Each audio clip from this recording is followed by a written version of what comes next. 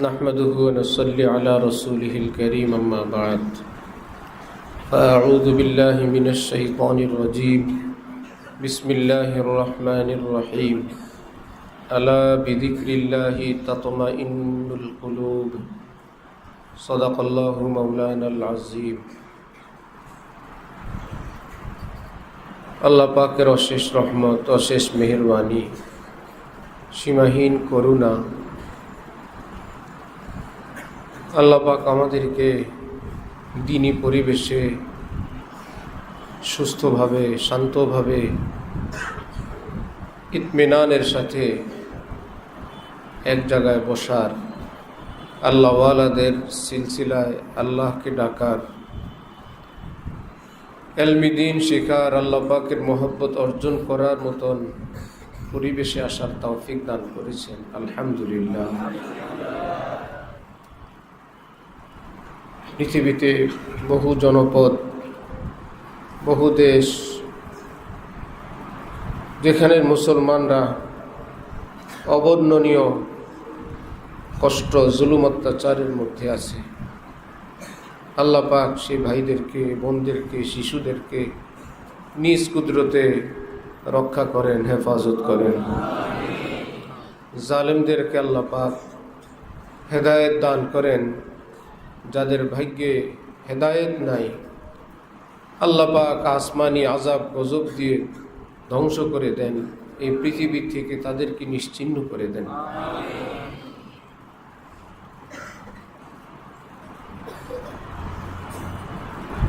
न जाने बुला ले पिया किस घड़ी तो रह जाए तख्ती खड़ी की खड़ी। হঠাৎ যখন যার ডাক আসবে, এই দুনিয়া ছেড়ে যাওয়া লাগবে, এই খবরই চতুর্দিক থেকে আমরা শুনতে পাই, জানতে পারি অমুক ব্যক্তি দুনিয়া থেকে চলে গেছেন। আমরা শুনতে শুনতে অভ্যস্ত হয়ে গেছি, আমরা এটাকে স্বাভাবিক বানিয়ে নিছি। এটা কোনো স্বাভাবিক বিষয় না। একটু চিন্তা করার মতন, সে পৃথিবী ছেড়ে চলে গেছে, সারা জীবন যে মৃত্যুর কথা আমরা শুনে আসি, তার কাছে সেই মৃত্যু চলে আসছে, সেই পৃথিবীকে আর দেখবে না, সে মাটির নিচে চলে গেছে। আমাদের যে আকীদা, ইসলামের আকীদা, তাকে এখন প্রশ্নের সম্মুখীন হতে হবে কবরে। আল কবরু রাউযাতুম মিন রিয়াজিল জান্নাহ আও হুফরাতুম মিন হুফারিন নার। এখন কবর হয়তো তার জান্নাতের টুকরা হবে, অথবা জাহান্নামের অগ্নিকুণ্ডলী হবে। এই আধার ঘরে কবর প্রতিদিন ডাকতে থাকে, আনা বাইতুত তুরাব, আনা বাইতুল ওয়াহদাহ, আনা বাইতুজ যুলমা, আনা বাইতুদ দুদ। আমি একাকিত্বের ঘর, নির্জনতার ঘর, অন্ধকার ঘর, পোকামাকড়ের ঘর। আমার বাসিন্দা, এখানে আসতে প্রস্তুতি নিয়ে আসবা। আমাদের ওস্তাদ হযরত আব্দুল মজিদ ঢাকুবি হুজুর রহমতুল্লাহি আলাইহি, হযরত থানবী রহমতুল্লাহি আলাইহির সোহবতপ্রাপ্ত মানুষ ছিলেন, মজলিসে যেতেন। আমরা হযরতকে ঢালকানগর আসতেন, সেই সুবাদে হযরতের কাছে কিছু পড়ছি।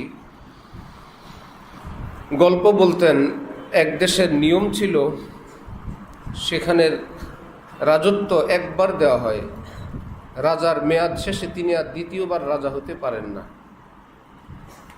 যারা যখন ক্ষমতায় থাকে বড় আনন্দ ফুর্তি করে, সময় ফুরে আসলে চোখে পানি, কান্নাকাটি। কারণ ক্ষমতা শেষ হবার পর দ্বিতীয় ধাপ হইল তাকে একটা দ্বীপের মধ্যে পাঠিয়ে দেওয়া হয়।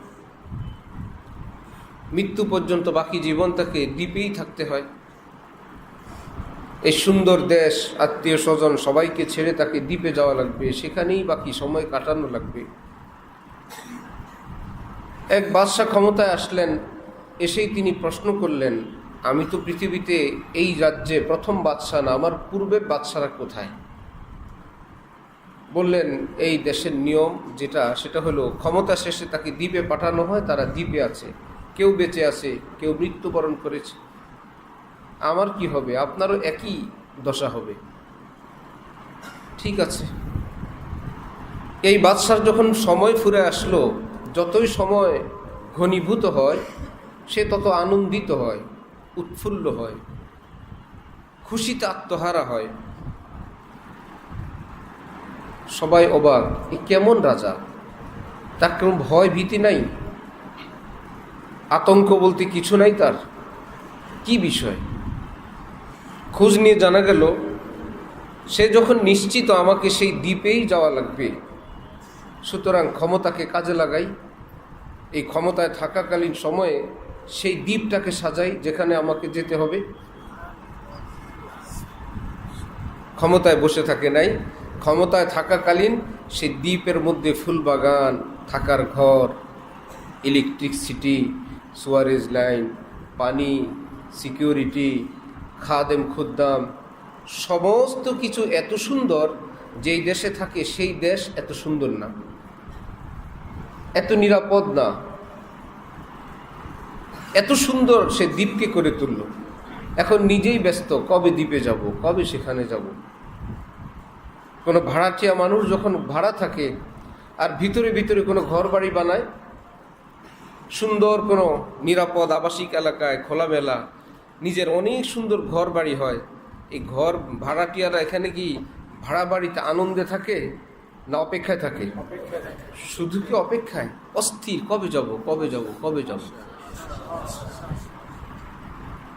কি ব্যাপার, এত এত সুন্দর জায়গা থেকে কোথায় যাবে? জানা গেল যে আল্লাহ এখানে ঘাপটি মেরে ছিল ভাড়াটিয়া সেজে, সে নিজের বাড়ি করছে এমন সুন্দর, সেখানে যাওয়ার জন্য সে অস্থির। লোকেরা যখন জানতে পারলো এই বাদশাহ তো গোপনে গোপনে এই কাজ করলো, ওফো, এ তো জ্ঞানী বাদশাহ। হযরত বলতেন, সুতরাং এইরকম কোনো দেশের রাজা যদি আমাদেরকে বানানো হয়, আমরা কি আগের বাদশাদের মতন হব না পরের বাদশার মতন? আমরাও সাজাবো, যাতে করে এই ক্ষমতা, এই টাকা পয়সা, এটাকে কাজে লাগাই আমরা সেই দ্বীপকে এতটা সাজাবো, এই বাদশাহ যতটা সাজাইলেন তার চেয়েও বেশি সাজাবো। হযরত বলেন, সেই ক্ষমতার নাম যদি হয় হায়াত। সেই ক্ষমতার নাম কি?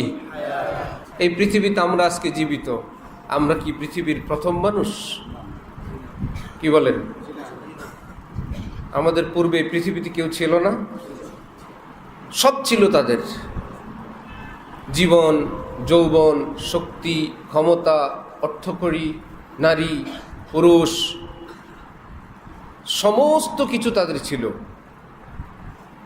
কিন্তু হায়াত নামক ক্ষমতা একবারই নিয়ম, দ্বিতীয়বার আর দেওয়া হয় না।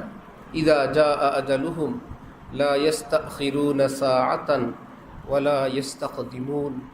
সময় যখন আসবে, একটু আগেও হবে না, একটু বিলম্বিত হবে না, ঠিক সময়ে তাকে নিয়ে যাওয়া হবে। একবার করে আসছে সকলের কাছেই। অতীতের রাজা বাদশাহ যারা ছিলেন, বোকা ছিলেন, জীবন কাটাও, যৌবন কাটাও, ক্ষমতা কাটাও, মৃত্যু ঘনিয়ে আসে আর চিন্তিত হয়, কবরে কি করব, কবরে কি হবে, আমার কি উপায় হবে। আর যারা জ্ঞানী, যারা বুদ্ধিমান, হাকিমুল উম্মত আশরাফ আলী থানভীকে কেউ প্রশ্ন করলেন, এই পৃথিবীতে থাকতে কেউ কি বুঝতে পারে, জানতে পারে সে জান্নাতে যাবে না জাহান্নামে যাবে? হযরত থানভী বলেন, হ্যাঁ ভাই, জানতে পারে। সেই ব্যক্তি ভাবছিল এমন প্রশ্ন করব হুজুরকে আটকায় ফেলবো, জান্নাত জাহান্নামের প্রশ্ন। হযরত থানভী বললেন, জি জানতে পারে। কিভাবে জানতে পারে? তিনি বলেন, কেউ যদি আনার গাছ লাগায়, সে কি এই ধারণায় থাকে না আল্লাহ পাক যদি এই গাছে ফল দেয়, আম ধরবে না আনার? সে কি কোনোদিন আতঙ্ক করে যে না জানি ভুলে তেঁতুল আসে, না জেনে আবার জাম ধরে বসে, না জানি আবার জাম্বুরা ধরে? যার গাছ যেমন ফলও যদি আল্লাহ দেন, হ্যাঁ, গাছটার মৃত্যু হতে পারে, ফল নাও ধরতে পারে। ঠিক একই এয়ারপোর্ট, ইমিগ্রেশন করে সবাই বসে আছে, একজন এয়ারপোর্ট থেকে নিউ ইয়র্কে ফোন দেয়, আমি রাতে আসবো, ডিনার তোমার বাসায় করব, ইত্যাদি ইত্যাদি, আমার জন্য গাড়ি নিয়ে আসবা। তার পাশে একজন বসে একই দেশের এয়ারপোর্ট থেকে, সে বলছে না কোথাও যাব না, আমি জিদ্দায় নেমে ইনশাল্লাহ সোজা মক্কা শরীফ যাব ভাই। পাশাপাশি বসা একই দেশের বাসিন্দা, একজন ফোন করে আমেরিকায়, আরেকজন ফোন করে সৌদি আরবে। এই ভিন্নতা কেন? ভবিষ্যতের খবর তো আল্লাহ জানেন। এই দুইজনের ভবিষ্যতের খবর বলে কিভাবে? আমি আমেরিকা যাব, আমি সৌদি যাব। প্রস্তুতি যেমন ফলাফলও কি তেমন। জৈসি করনি ওয়াইসি ভরনি হাই জরুর। রব্বুল আলামিন বলেন, যারা ইমানদার, যারা আমলওয়ালা, আমি আল্লাহ তাদের জন্য জান্নাত প্রস্তুত করে রাখছি। উইদ্দাত লিল মুত্তাকিন, আমি জান্নাত প্রস্তুত করে রাখছি মুত্তাকিনদের জন্য, ইমানদারের জন্য। আবার জাহান্নামের কথা বলে বলেন উইদ্দাত লিল কাফিরিন, জাহান্নামকেও প্রস্তুত করে রাখছি কাফিরদের জন্য। সুতরাং ইমানদার, নেকওয়ালা, সেজদাওয়ালা তিনি আতঙ্কে আছেন। সেই আমেরিকাওয়ালা, জিদ্দাওয়ালা, সেও আতঙ্কে আছে। যদি দুর্ঘটনা হয় তাহলে তো সব ফেল, কিছুই হবে না। ঠিক স্বাভাবিকভাবে যদি আল্লাহ নেন, কোনো দুর্ঘটনা না হয়, তাহলে আমেরিকাওয়ালা যেমন আমেরিকায়, জিদ্দাওয়ালা যেমন জিদ্দায়, ঠিক যে যেভাবে আছে ইমানদার এই গতিতেই যদি থাকে, ইনশাআল্লাহ ইমানদাররা কোথায় যাবে? কাফের মুশরিকরা। এবার ইমানদারদের মধ্যে কেউ জান্নাতে যাবে শুরুতে, কেউ জান্নাতে যাবে কিছুদিন পরে, কেউ জান্নাতে যাবে না আরও পরে। কি ব্যাপার? তাদের মামলা মোকদ্দমা আছে, কিছু ভুল বিচ্যুতি আছে। এটাকে দুনিয়াতে সে ফ্রেশ করে যায় নাই, সেখানে তাকে ফ্রেশ করার জন্য সেই ব্যবস্থার সম্মুখীন হওয়া লাগবে। যে উস্তাদজি গল্প বলতেন, তিনি নিজেই আবার বলতেন, দোস্তজি আসলো না। তো সবাই বলতো, কে আপনার দোস্ত? মাঝে মাঝে বলতেন হযরত আজরাইল আলাইহিস সালাম। আপনার দোস্ত লাগে আজরাইল? বললেন, দোস্ত না, আমি তো এখানেই পড়ে আছি। আমি যার জন্য এত কষ্ট করি, সেজদা করি, দান করি, তেলাওয়াত করি, কত কষ্ট করি যার জন্য, আল্লাহর কাছে তো আমাকে আজরাইল এসেই এখান থেকে তুলে নিয়ে আমাকে আমার আল্লাহর হাতে পৌঁছাবেন, তো আমার আজরাইল দোস্ত। সে না আসলে তো আমি যাইতে পারি না। যে আমার এত বড় উপকার করবে, সে কি আমার বন্ধু লাগে না? বন্ধু আসুক, আসলেই জিজ্ঞাসা করব, এত দেরি করলেন? আসলেই প্রশ্ন করব, বন্ধু এত দেরি করলেন? ওনার ছেলে হযরত মাওলানা ইউসুফ আব্দুল মজিদ দামাত বারাকাতুহুম কামরাঙ্গীচরে এখনো আছেন। উনি বলেন, মৃত্যুর ঠিক একটু আগ দিয়ে আব্বা হঠাৎ ডাক দিয়ে উঠছেন, দোস্ত। সারা জীবন যে বলছিল দোস্তরে বলবেন, ঠিক উনি বলে বসছেন দোস্ত। আর কিছুক্ষণ পরেই ওনার ইন্তেকাল হয়ে গেছে। ওনার এই ঘটনার সঙ্গে আমাদের এক ছাত্র জুরাইনের, তার বাবা আমাকে বলল, বাবার রানের উপর ছেলের মাথা, দাওরা হাদিস পড়ছে বা পড়ার বছর। স্বাভাবিক তার মা বাবা ঘরে, সে দরজার দিক তাকায় বলল, আসসালামু আলাইকুম রহমতুল্লাহ। উনি বলেন, আমরা তাকায় দেখি কেউ নেই। আমার ছেলে দরজার দিক তাকায় বলল, আসসালামু আলাইকুম রহমতুল্লাহ। এর কিছুক্ষণ পরেই, মুহূর্তেই বলতেছে, লা ইলাহা ইল্লাল্লাহ মুহাম্মাদুর রাসূলুল্লাহ, এই বলে দুনিয়া থেকে চলে গেছে। সালাম দিলেন কাকে? আবার মালাকুল মউত কি দিছে না ফেরেশতাদের কি দিছে? কিছু না কিছু সে দেখে ফেলছে, দেখে সালাম দিয়ে বসছে, আসসালামু আলাইকুম রাহমাতুল্লাহ। এই জন্য আমার ভাই, এই পৃথিবীর মানুষের রূহ হাজারো দিকে।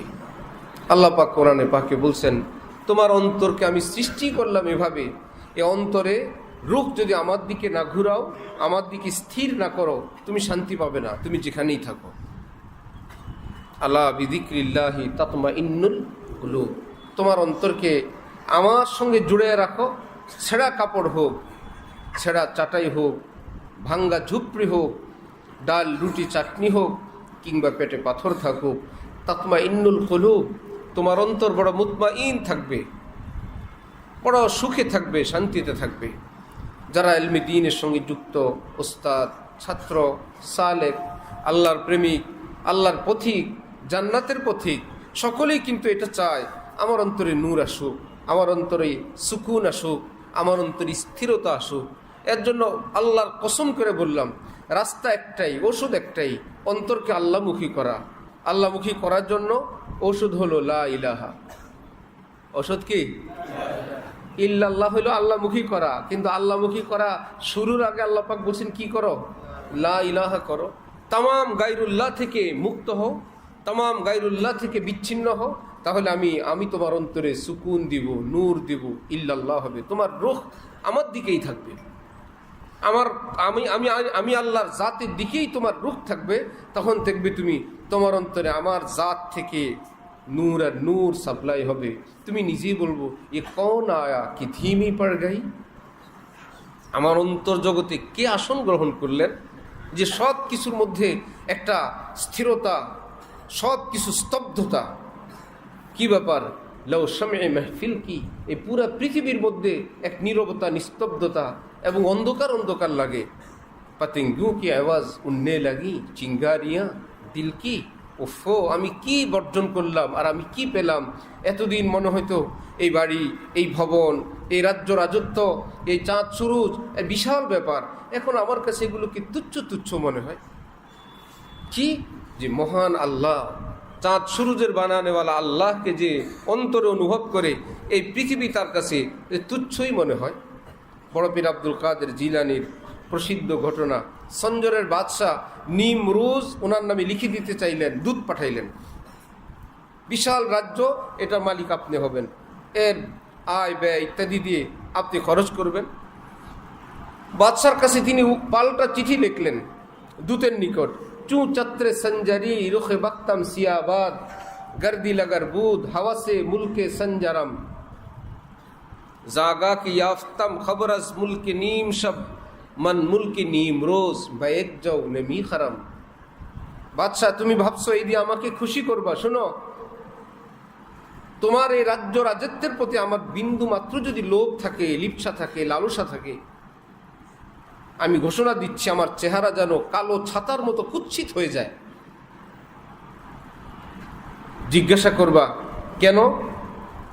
যেদিন থেকে আল্লাহ গভীর রাতে আল্লাহকে ডাকার, প্রেমময় অন্তর নিয়ে আল্লাহর প্রেমে ডুব দেওয়ার আল্লাহ তৌফিক দিলেন, সেদিন থেকে দেখলাম এই রাজ্য রাজত্বকে একটা জবের দানা দিয়ে কিনলেও দাম বেশি হয়ে যায়। নবী খারাম জাগা কি ইয়াফতাম খবর আজমুলকে নিম সব, গভীর রজনীর রাজত্বের সংবাদ যেদিন পেলাম, মান মুলকি নিম রোজ বাইক যাও নবী খারাম, গভীর রাতের রাজত্ব ছেড়ে এই নষ্টামির রাজত্ব করব। আল্লাহ আমাদেরকে দিন দিলেন, হক্কানি আলিমদের সন্ধান দিলেন, কাউকে মাদ্রাসায় আনলেন, কাউকে ওস্তাদ বানাইলেন। আমার ভাইয়েরা, নিজের দিল অন্তরের রূপকে স্থির করলে ইনশাল্লাহ জেহেনেও বরকত হবে, পড়ালেখাও ভালো লাগবে, রিজিকেও বরকত হবে, সিহাতও ভালো হবে, সব দিক থেকে দুনিয়া ইজ্জত হবে। হজরতওয়ালা করাচির কথা যে কারো জুতা মানুষ বহন করে গর্ববোধ করে, আবার কাউকে জুতা নিয়ে দৌড়াইতে থাকে। পৃথিবীর মানুষ দুরকম, কারো জুতা কেউ বহন করে। আল্লাহ, বড় পীর জিলানির জুতাটা আমি উঠাইলাম, জানো আমি একটা ভাগে পেয়েছি ভাই। সারা জীবন গর্ব করে বলে আমি একটা জুতা বহন করছি বড় পীর জিলানির, খাজা মঈনুদ্দিন চিশতির। আবার এই পৃথিবীতে কাউকে জুতা ঝাড়ু নিয়ে মানুষ দৌড়াইতে থাকে। সিদ্ধান্ত নাও কোনটা হবা। আল্লাহকে ছেড়ে হারাম দুনিয়ার পিছনে ঘুরলে জুতা তোমাকে ধাওয়া করবে, আর দুনিয়া ছেড়ে আল্লাহর দিকে ছুটলে মানুষ তোমার জুতা বহন করার জন্য পিছনে পিছনে ছুটবে। মান আরাযা আন যিকরি ফাইন্না লাহু মাঈশাতান যনকা, যে আমাকে অস্বীকার করবে তার জীবনকে আমি তিক্ত বানাবো। আবার আরেক জায়গায় বলেন কি, মান আমিলা সালিহান মিন যাকারিন আও উনসা ফাহুয়া মুমিন ফালানুহইয়ান্নাহু হায়াতান তাইয়্যিবা, আমি তাকে হায়াতে তাইয়্যিবা দিব। আমার ভাই, ছাত্র কি ওস্তাদ কি, আমরা জেনারেল কি, যে যেখানে আছি, আমরা সিদ্ধান্ত নেই আমরা কোন শ্রেণীতে অন্তর্ভুক্ত হব, আমরা কোন দলভুক্ত হব। আল্লাহ পাক আমাদের ছোট বড় আমাদের সকলকে অন্তরকে, জীবনকে আল্লাহমুখী করার তৌফিক দান করেন ইনশাআল্লাহ। সব দিকেই বরকত আর বরকত। আল্লাহ আমাদেরকে সেই রহমত এবং বরকতের পথে চলার তৌফিক দান করেন। ওয়া আখিরু দাওয়ানা আনিল হামদুলিল্লাহি রাব্বিল আলামিন।